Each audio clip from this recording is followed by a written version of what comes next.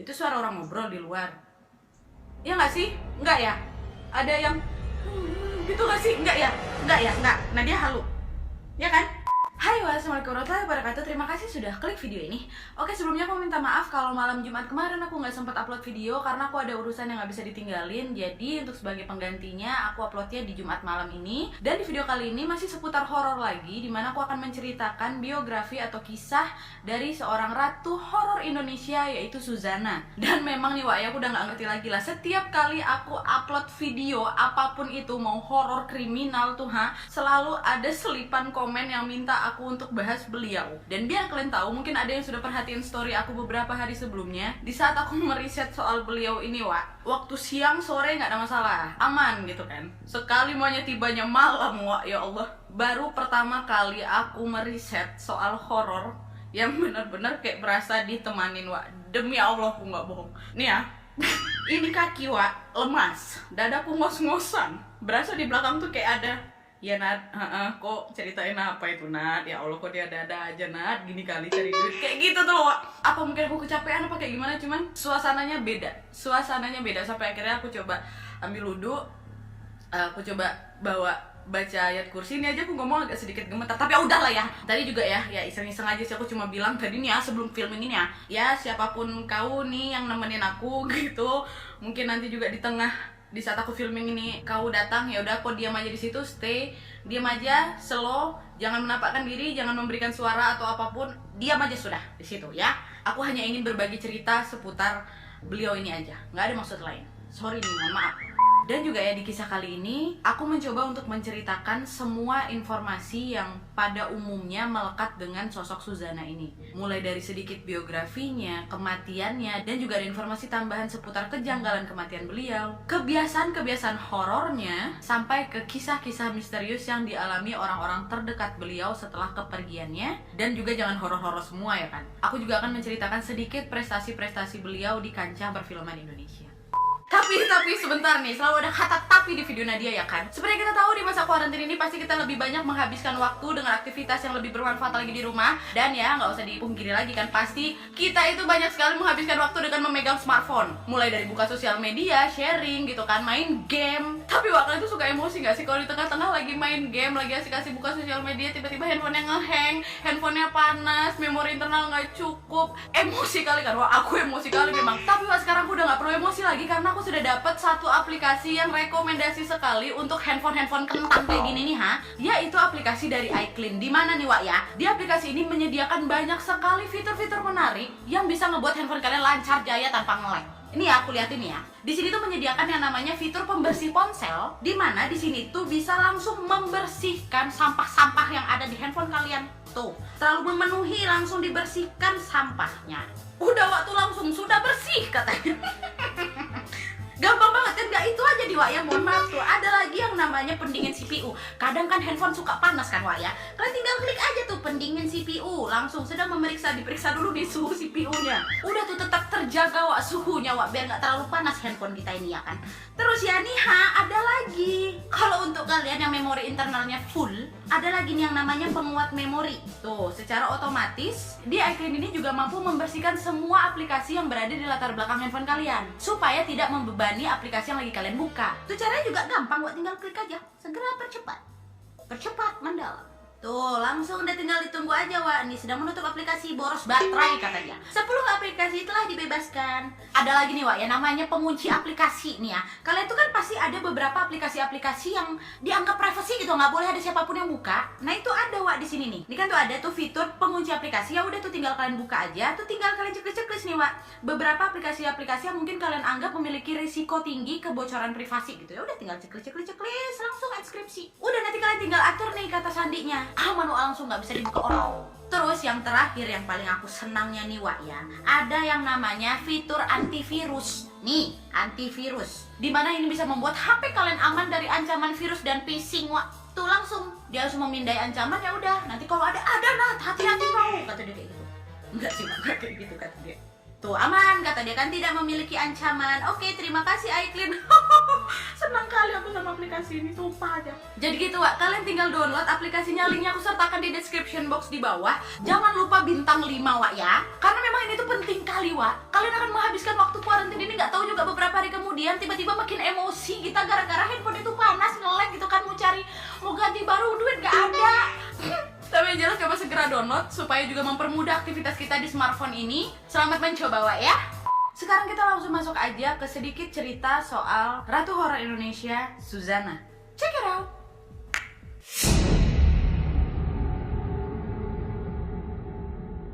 Dengan ciri khas dan karakternya yang sangat begitu kuat di film-film horor, inilah yang membuat Suzana ini mendapatkan julukan Ratu Horor Indonesia. Gimana enggak ya, Wak ya? Cuma denger namanya aja udah cukup membuat bulu kuduk kita merinding kan? Langsung nih otomatis kebayang muka pucatnya, matanya hitam, rambutnya jebreng begitu. Ditambah lagi dengan tatapan matanya yang sangat tajam, pasti langsung membuat kita otomatis teringat jelas dengan sosok dari si Suzana ini. Beliau bernama lengkap Suzana Martha Frederica Van Os, yang lahir di Bogor, Jawa Barat pada tanggal 13 Oktober 1942.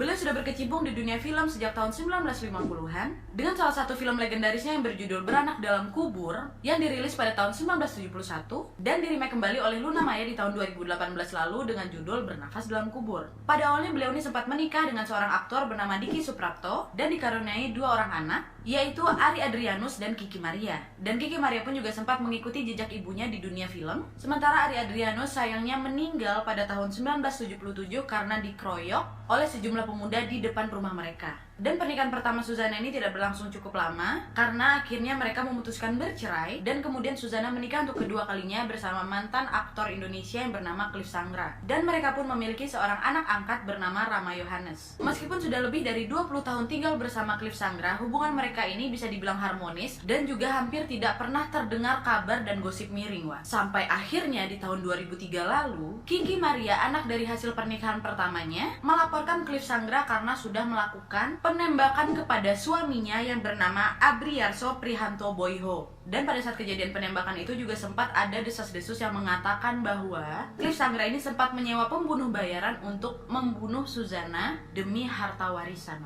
Hal ini dilaporkan oleh pembantu rumah tangga mereka yang akhirnya mengadu kepada Kiki Maria. Dan alasan kenapa Cliff ini menembak menantu tirinya ini juga masih simpang siur, Wak. Dan dikarenakan insiden ini, Cliff Sangra pun terbukti bersalah dan divonis hukuman selama 6 bulan penjara di tanggal 14 November 2005. Dan memang sebenarnya hubungan antara Kiki Maria dengan si Cliff Sangra ini memang udah nggak bagus, Wak. Mereka nggak harmonis gitu loh. Walaupun memang hubungan anak dan suaminya ini tidak baik, tapi Suzana mengaku tetap mencintai Kiki Maria dan dia memutuskan untuk tetap tinggal bersama Cliff Sangra walaupun sudah pernah mendapatkan berita yang tidak baik seputar suaminya ini.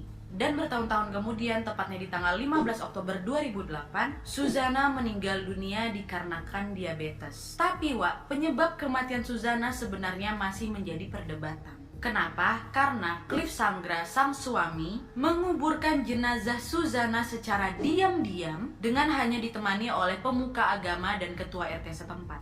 Bahkan pihak keluarga Suzana baru mengetahui kabar kematiannya Suzana ini dari mana? Dari media dan tetangga. Tapi menurut penasihat hukum keluarga Suzana, Suzana memang sudah berwasiat bahwa jika dia meninggal, dia tidak ingin dipertontonkan dan diupacarakan secara besar-besaran. Dan Suzana pun dimakamkan di Magelang, satu liang lahat dengan anaknya Ari Adrianus dan kakaknya Irene Beatrix Van Os.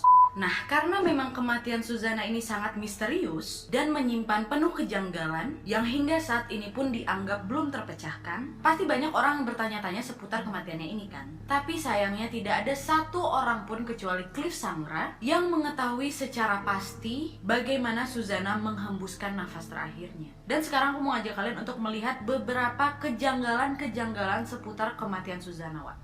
Check it.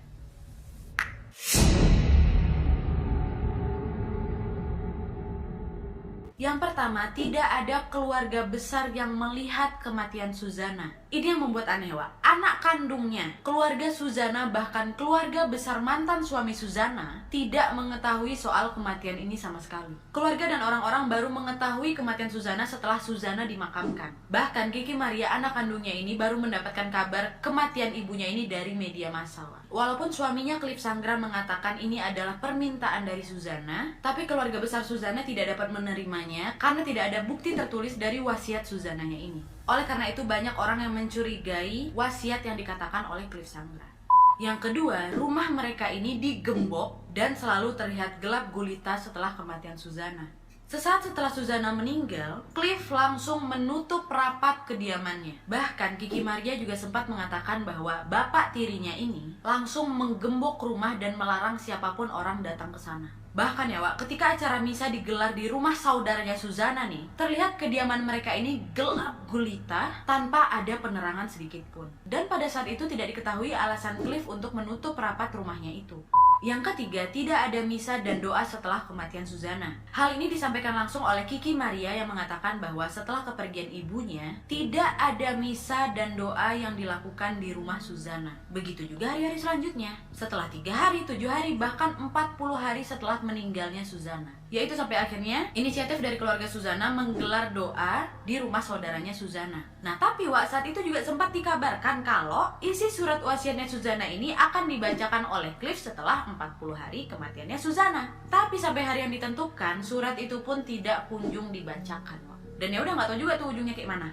Yang keempat, kematian Susanna ini sangat mendadak. Ketika hari kematiannya, Cliff sempat mengatakan bahwa Susanna meninggal tiba-tiba setelah meminum segelas susu di malam hari. Pada saat itu dia mengaku juga sempat berkomunikasi sebentar dengan istrinya ini, lalu dia dengan segera menghubungi dokter pribadinya ketika sudah melihat tanda-tanda kematian sang istri. Dan pada saat itu dokter pribadinya ini juga sempat melakukan visum et repertum guna memastikan Susanna ini telah meninggal dunia. Dan Kapolresta Magelang pada saat itu juga mengkonfirmasi bahwa kematiannya Susanna ini wajar. Beliau mengkonfirmasi hal tersebut berdasarkan surat keterangan dari dokter pribadinya Susanna yang mengatakan bahwa Susanna ini meninggal akibat diabetes. Dan ditambah lagi kejanggalan terakhirnya itu yaitu gara-gara perseteruannya si Cliff dengan Kiki Maria, anaknya Susanna. Nah yang kayak tadi tuh, laporan dari si Kiki Maria yang mengatakan bahwa ayah tirinya ini sudah melakukan penembakan kepada suaminya. Nah kasus penembakan tersebut dikatakan ada kaitannya dengan masalah warisan Susanna yang akan dibagi-bagi kepada anaknya. Nah, dari masalah warisan ini juga timbullah isu yang mengatakan bahwa Cliff ini juga berencana ingin membunuh Susanna dengan menyewa pembunuh bayaran dengan imbalan 50 juta rupiah. Tapi hal itu juga cuma simpang siur aja Wak, nggak ada buktinya juga. Yang jelas dari perseteruan ini membuat keluarga Susanna mengalami hambatan untuk berkomunikasi dengan Susanna. Dan hal ini juga lah yang makin membuat keluarga Susanna sempat menduga ada sesuatu yang disembunyikan oleh Cliff seputar kematian Susanna. Walaupun memang sempat diperdebatkan alasan dari kematiannya Susanna, tapi banyak juga orang yang percaya bahwa hal ini memang sengaja disembunyikan oleh Cliff dikarenakan mengikuti wasiat dari istri tercinta tanpa ada maksud dibalik semua ini. Dan sekarang aku mau ngajak kalian untuk melihat atau lebih mengenal kebiasaan-kebiasaan yang aku anggap sedikit horor yang melekat dengan karakter ratu horor Indonesia ini ya Wak. Check it out.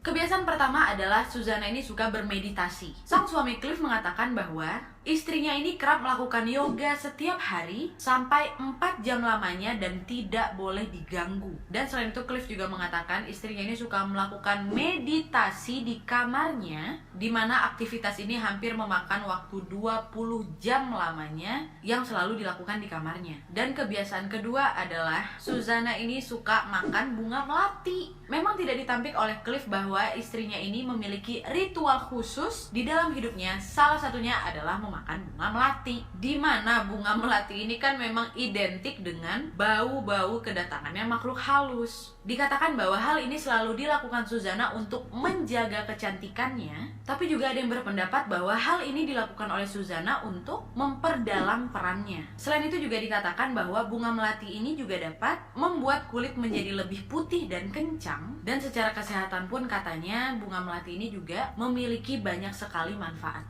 Mungkin kalau kalian yang berminat, mau kulit kencang, mau kulit putih, ya kan, menjaga kecantikan, nah itu kunyah lawak bunga melati.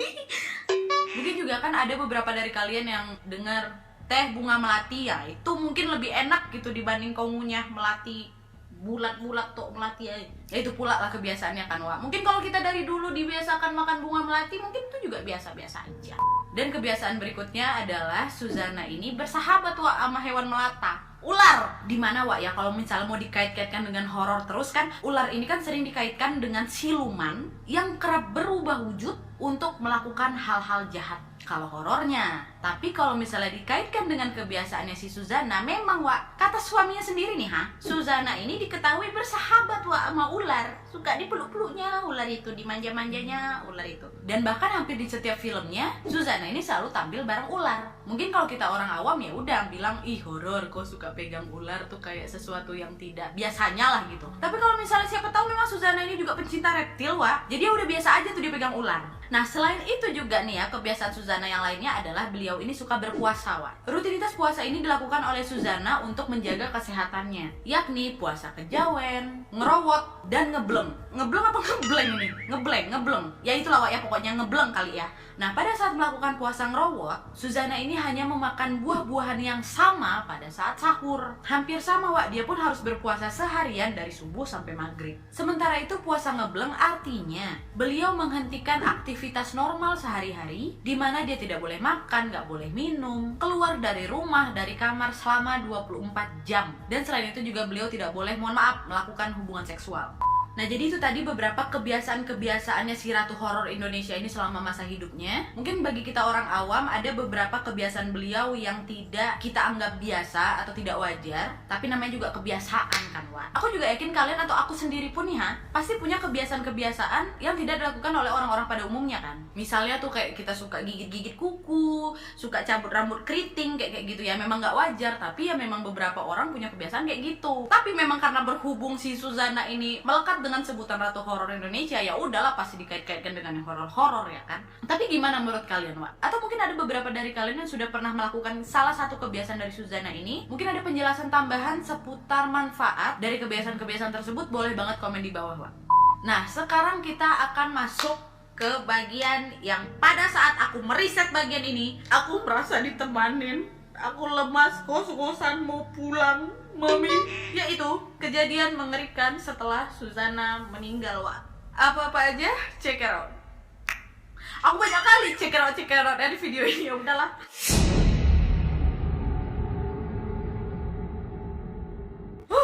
Aku tuh mau mulai ini tuh kayak deg-degan sendiri gitu loh Wak. Duh, ya udahlah ya. Jadi nih ya, ada beberapa kisah-kisah mistis yang diceritakan kembali oleh sang suami Cliff Sangra setelah kepergian beliau. Di mana? Yang pertama, aku belum apa-apa udah merinding, astagfirullahaladzim. Siapapun itulah yang ada di sini, kalaupun ada, udahlah ya, jangan macem-macem gitu, tolong aja gitu, pokoknya jangan coy. Yang pertama adalah penampakan sama Stella aja langsung merinding. Stella. Yang pertama adalah penampakan sosok Suzana sampai kedatangnya pengikut Nyi Roro Kidul Wak. Nah jadi memang hal ini sempat diungkapkan oleh Cliff Sangra di acara televisi Mr. Tukul Jalan-Jalan pada tahun 2013 lalu, di mana Cliff bercerita beberapa hari setelah Suzana meninggal, di hari pertama, hari kedua, hari ketiga, sosok Suzana masih sering menampakkan diri. Yang pertama pada saat itu, sosok Suzana ini berdiri di pintu depan rumah mereka, memakai baju coklat sambil melambaikan tangannya seperti mengucapkan selamat tinggal. Yang pertama. Terus ada lagi nih Wak. Nah waktu itu kan si Cliff ini lagi di kamar. Ini Suzana udah meninggal nih Wak ya. Tiba-tiba si Cliff dengar suara istrinya, Pah gitu. Keluarlah dia dari kamar kan Wak, cekrak. Dia tengok nih, si Suzana lagi duduk di atas sofa sambil kakinya diangkat satu. Terus yang dilihat sama Cliff, si Suzana ini lagi mencet remote TV sambil marah-marah karena melihat ada adegan di TV yang kayak gimana gitu Wak. Dahnya kan waktu ngeliat itu si Cliff mikir, ya udahlah biasalah gitu cewek ngomel gitu kan nonton TV. Masuk lagi nih si Cliff ke kamar Wak. Dahnya waktu disitulah si Cliff baru ngeh, kan bini aku udah meninggal. Waktu dia keluar lagi udah nggak ada Suzana di situ. Jadi siapa tadi yang mencet remote TV itu Wak? Aduh. Udah, Zani masih ada lagi ya, ini ada sekitar 7 apa 6 gitu.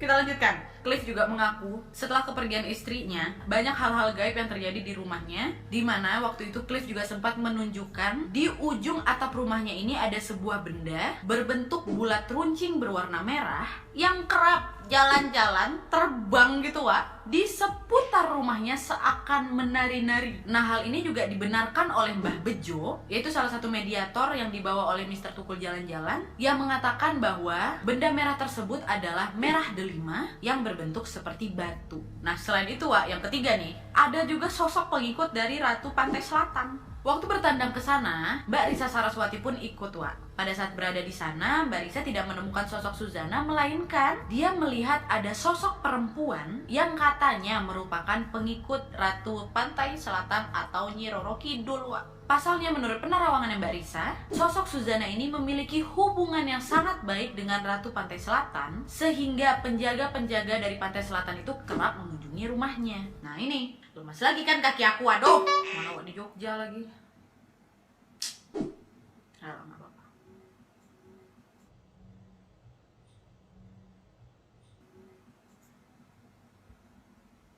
Hah?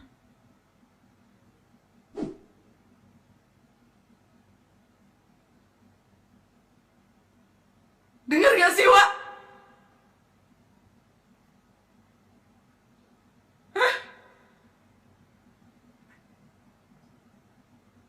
Iya nggak sih? Nggak sih, enggak ya, aku halu ya, halu. Itu suara orang ngobrol di luar. Iya nggak sih? Enggak ya? Ada yang gitu nggak sih? Enggak ya? Enggak ya? Enggak. Nah dia halu. Ya kan? Kok aku dengarnya di sini? Enggak, udah enggak. Ini masih poin ketiga nih. Ini masih ada 4 lagi nih, gimana dong? Ya udahlah. Udah nih. Ya kalaupun ada ya sudah gitu loh, Wak. Maksud aku gitu aja, kita biar sama-sama enak aja gitu loh, ya kan? Ya kan? Ya nggak? Ya? Jangan macam-macam. Tolong please. Tolong. Udah aku nggak ganggu kau, kok jangan ganggu aku. Semoga tadi aku halu. Please, katakan tadi aku halu.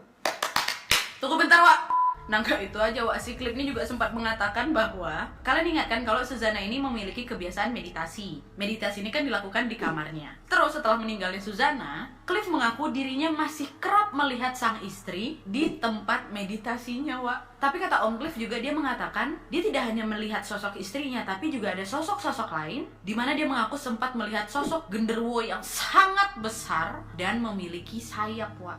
Bisa nggak kalian bayangin? Nggak itu aja, sosoknya ini juga digambarkan berwajah dan berhidung runcing.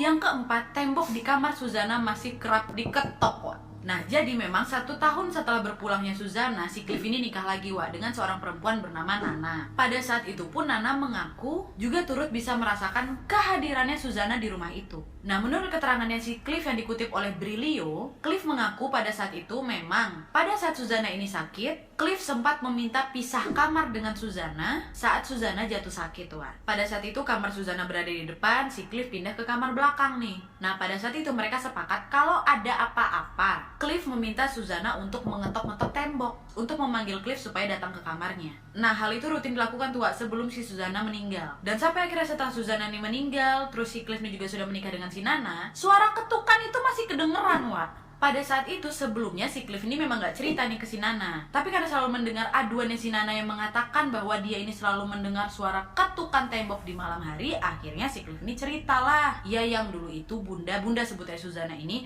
suka ngetok-ngetok tembok kalau membutuhkan bantuan. Dan walaupun hal ini sering terjadi setiap harinya, Nana masih kerap merasa ketakutan dengan suara ketukan tersebut. Tapi menurut keterangannya si Cliff, Nana ini belum sempat melihat sosoknya si Suzana, Wak. Dia hanya sering mendengar suara ketukan tembok itu. Gimana sih suara tembok itu?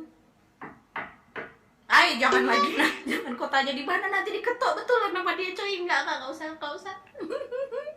Nyari pasal.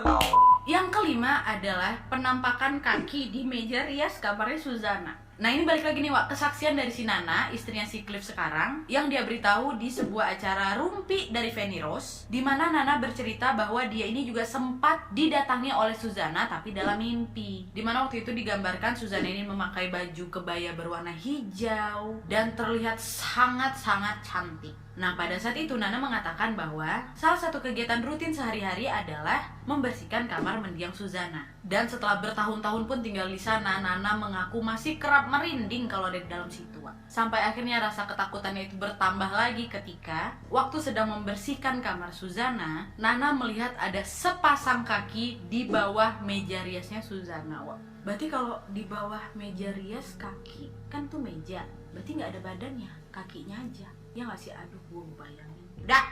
Yang keenam, kipas angin yang hidup tiba-tiba pada saat listrik mati. Nah, menurut kesaksian lain dari si Nana mengatakan, ada lagi kejadian janggal yang terjadi di kamar Suzana, di mana pada saat itu lampu kamar Suzana itu hidup pada saat satu rumah mati listrik, Wak. Nggak cuma itu aja, Nana juga mengatakan bahwa di kamarnya Suzana itu ada 2 kipas angin. Sama juga Wak, tiba-tiba nyala sendiri padahal lagi mati lampu. Wah ini dahsyat sih kalau dia bisa nyalain listrik Wak, hebat juga. Yang terakhir adalah pengalaman dari kru film Bernafas Dalam Kubur. Nah, seperti yang aku jelaskan sebelumnya, salah satu film legendarisnya Suzana adalah Beranak Dalam Kubur kan, dirilis tahun 1971. Setelah itu di remake lagi nih, film horor sang legenda ini yang diperankan oleh Luna Maya pada tahun 2018 silam dan diberi judul Bernafas Dalam Kubur. Proses syuting film ini juga memakan waktu kurang lebih 50 harian. Nah, sang peran utama Luna Maya mengaku dia tidak merasakan kejadian-kejadian aneh, tapi walaupun demikian, Luna Maya membongkar bahwa ada kru film yang kesurupan, Wak. Gak cuma itu aja, bahkan suara tangisan, kemunculan ular tiba-tiba di lokasi syuting pun kerap terjadi. Pada saat itu Luna mengatakan bahwa di tengah-tengah proses syuting, dia mendengar ada suara aneh yang sepertinya adalah suara tangisan. Terus tiba-tiba ada yang ngomong puncak Gunung Kawi. Dan kata Luna Maya juga, pada saat proses syuting, ular paling banyak dijumpai. Tapi menurut Luna Maya, banyaknya ular yang muncul pada saat proses syuting dikarenakan rumah yang digunakan untuk syuting tersebut tidak pernah terpakai sehingga tidak terawat.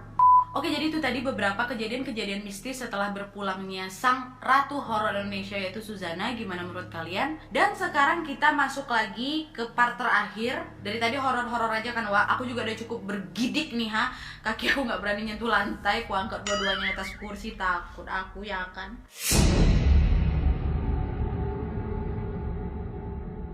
Sampai saat ini pun aku yakin tidak ada lagi artis siapapun yang bisa menggantikan posisinya Suzana sebagai predikat ratu horor. Seolah-olah memang predikat ratu horor ini tidak bisa tergantikan oleh siapapun. Kenapa demikian? Tidak ada orang yang bisa setotal dirinya dalam memainkan peran. Ya seperti kalian tahu, aktris ini tuh selalu menyita, bahkan benar-benar menyihir para penonton, bahkan dengan efek yang di masa itu. Terutama yang paling kita kenal adalah tatapan matanya saat melotot sampai ke tertawa cekikikannya yang sampai saat ini masih bikin orang merinding. Dan selain itu juga ada kebiasaannya ya kayak tadi, mulai dari makan bunga melati, bertapa, meditasi, yang merupakan kegiatannya sehari-hari yang memang membuat kehidupan dari ratu horor ini makin menyeramkan kan, Wak. Walaupun memang dirinya sempat menampik dan mengatakan bahwa kebiasaan tersebut khusus untuk kesehatannya, tapi mau kayak gimana pun kesan mistis masih akan terus terasa. Mungkin hal ini juga yang mengantarkan dia menjadi seorang ratu horor Indonesia,